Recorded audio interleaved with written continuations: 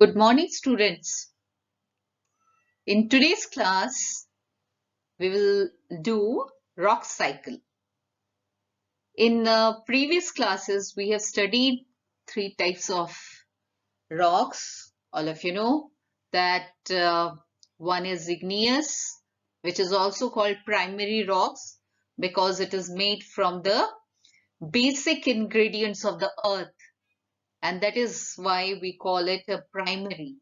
And sedimentary and metamorphic rocks are called the secondary rocks. And now we will study rock cycle. That you have to understand that no rock remains the same. It changes. All the rock form changes. And this changes, and the change of one type of rock into another type of under certain condition in a cyclical manner, is known as rock cycle. Children, now under certain condition, what is certain condition? What are the certain condition?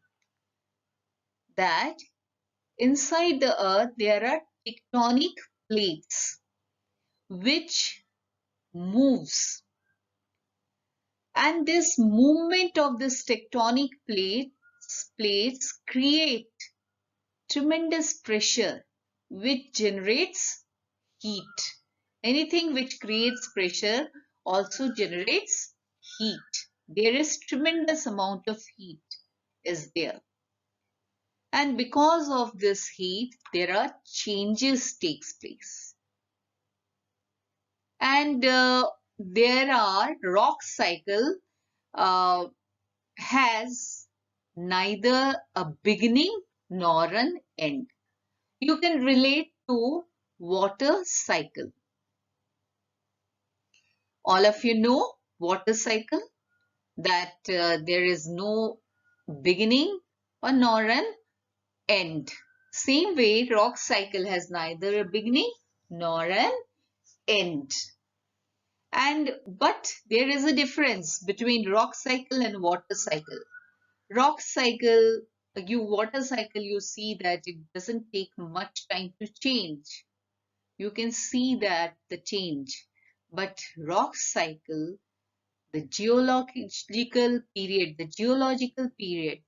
is of millions and millions of years. The rock cycle takes time to change from one form of rock to change into another form. It takes millions of years. But in this process, the matter of the earth crust is not lost. It remains in the crust. Okay? Now we will do some of the manner in which the rock cycle operates. The hot and molten magma forms igneous rocks on cooling. All of you have studied this, that igneous rocks are of when the molten magma comes out of the volcanic eruption. The diagram is given in this slide. You can see that when the magma comes out, what happens? Some magma remains inside the earth, and the most magma comes out. And what happens? They cools down, and there are two types of igneous rocks are formed.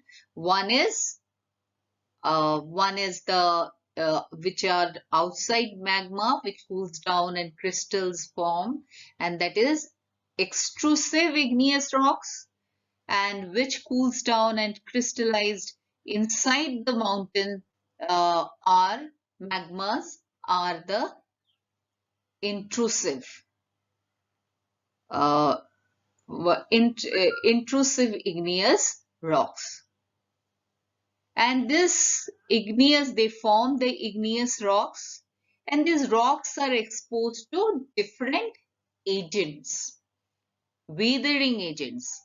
And which are weathering agents? You know that rain, wind, ice, all these are the agents when there is extreme rain or snowfall or extreme cyclone or such type of weathering happens. There is tremendous amount of erosions on the earth's surface. And then these because of this surface there are sediment, the small these rocks breaks into small fragments and debris, and these debris when transported and deposited in basin form sedimentary rocks, and these rocks they form the sedimentary rocks. And the leftover, this rock, sedimentary rocks, all of you know how it is formed, layer after layer. And these layers also takes many years to form, thousands of years to form one layer.